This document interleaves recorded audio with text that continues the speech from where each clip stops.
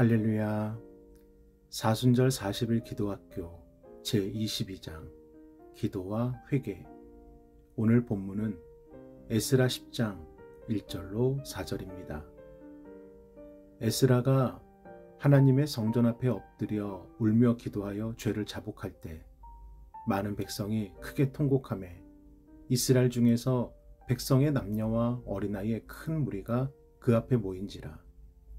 엘람 자손 중 여이엘의 아들 스가냐가 에스라에게 이르되 우리가 우리 하나님께 범죄하여 이 땅 이방 여자를 맞이하여 아내로 삼았으나 이스라엘에게 아직도 소망이 있나니 곧 내 주의 교훈을 따르며 우리 하나님의 명령을 떨며 준행하는 자의 가르침을 따라 이 모든 아내와 그들의 소생을 다 내보내기로 우리 하나님과 언약을 세우고 율법대로 행할 것이라.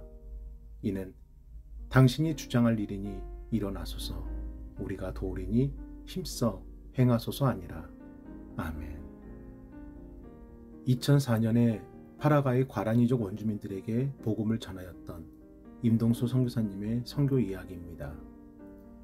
처음 원주민 마을에 들어갔을 때 예배는커녕 복음을 이야기하기도 힘든 분위기였기에 선교사님은 어떻게 이곳에 복음을 전해야 할지 무척 난감하셨다고 합니다. 그러다가 기도하던 중 보게 하신 것은 원주민 아이들의 온몸에 치료를 못 받아 고른 상처들이었습니다.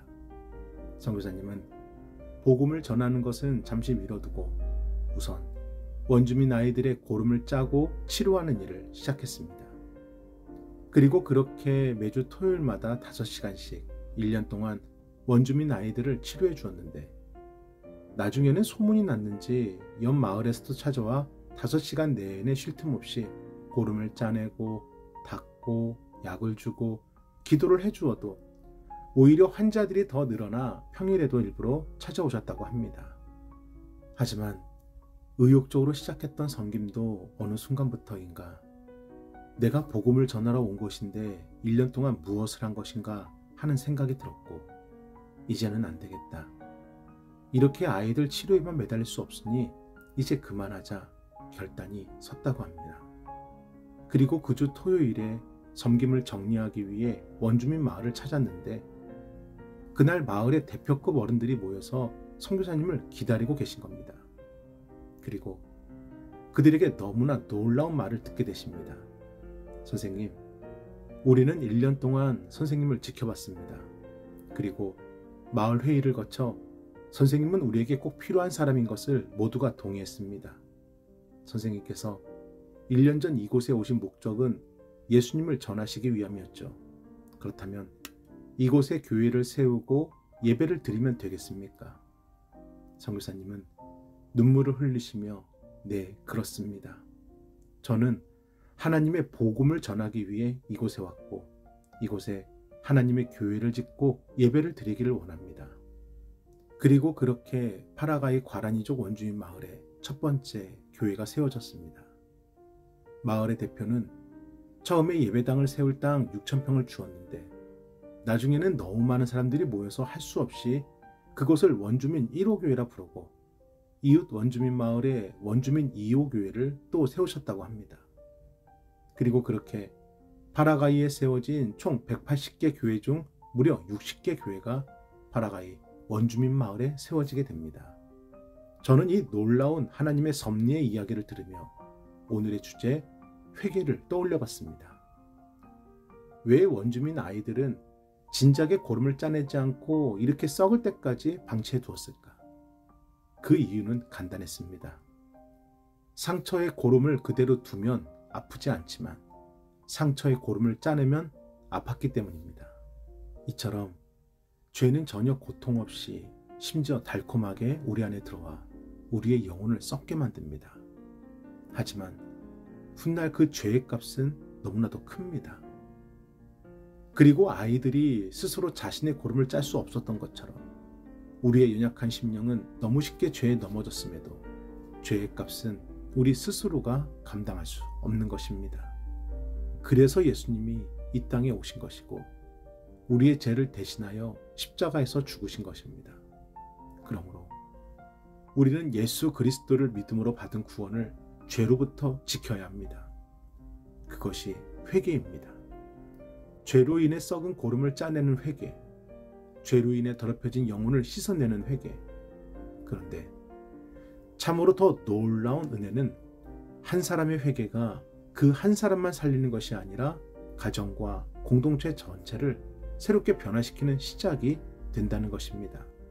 오늘 본문은 그것을 우리에게 가르쳐주고 있어요. 에스라 선지자 한 사람의 중보와 회개로 시작된 기도가 함께 모였던 이들의 신앙의 양심을 일깨웠고 그들로 하여금 스스로 회개에 동참하도록 만듭니다. 또한 회개가 기도에서만 끝나는 것이 아니라 말씀을 어기고 이방 여인과 결혼한 것을 회개하여 그들을 다시 그들의 땅으로 돌려보내는 결단이 이루어졌고 회개의 영적 각성은 유다 공동체 전체로 확산되어집니다.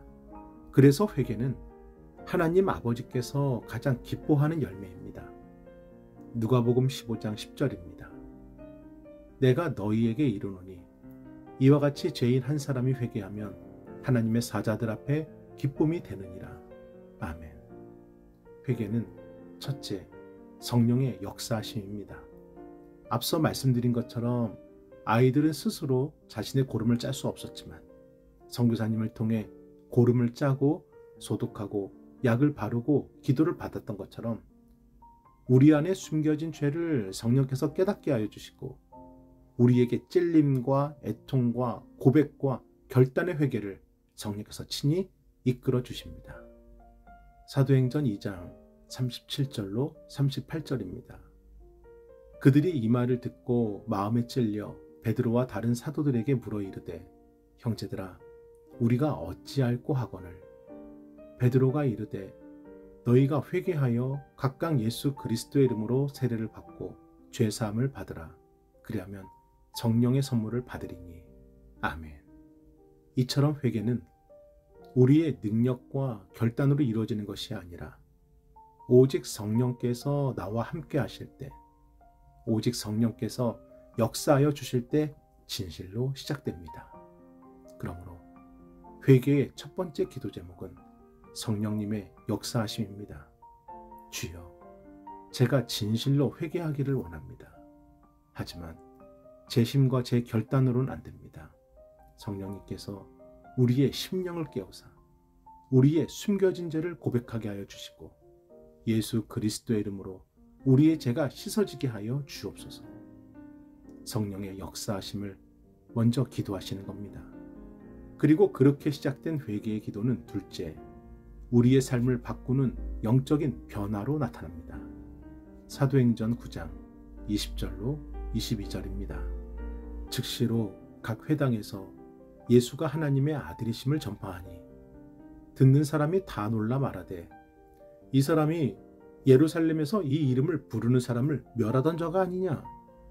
여기 온 것도 그들을 결박하여 대제사장들에게 끌고 가고자 함이 아니냐 하더라. 사울은 힘을 더 얻어 예수를 그리스도라 증언하며 다메섹에 사는 유대인들을 당혹하게 하니라. 아멘.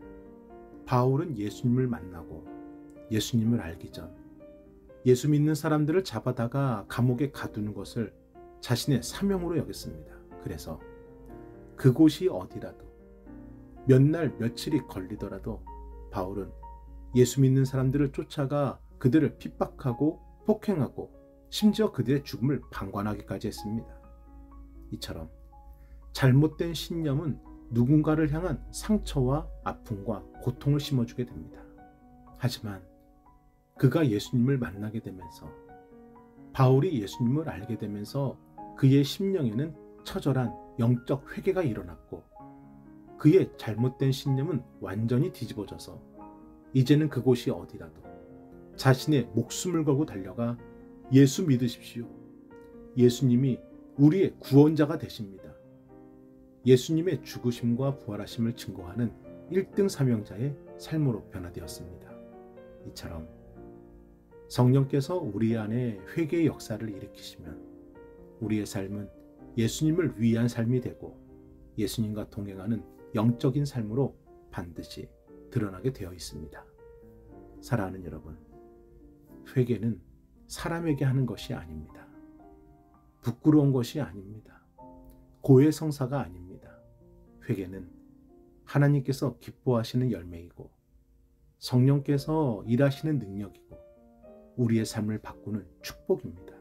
그러므로 세례 요한을 통해 회개하라, 천국이 가까이 왔느니라, 이 땅에 외쳐진 하늘의 메시지를 마음에 새기시기를 소망합니다.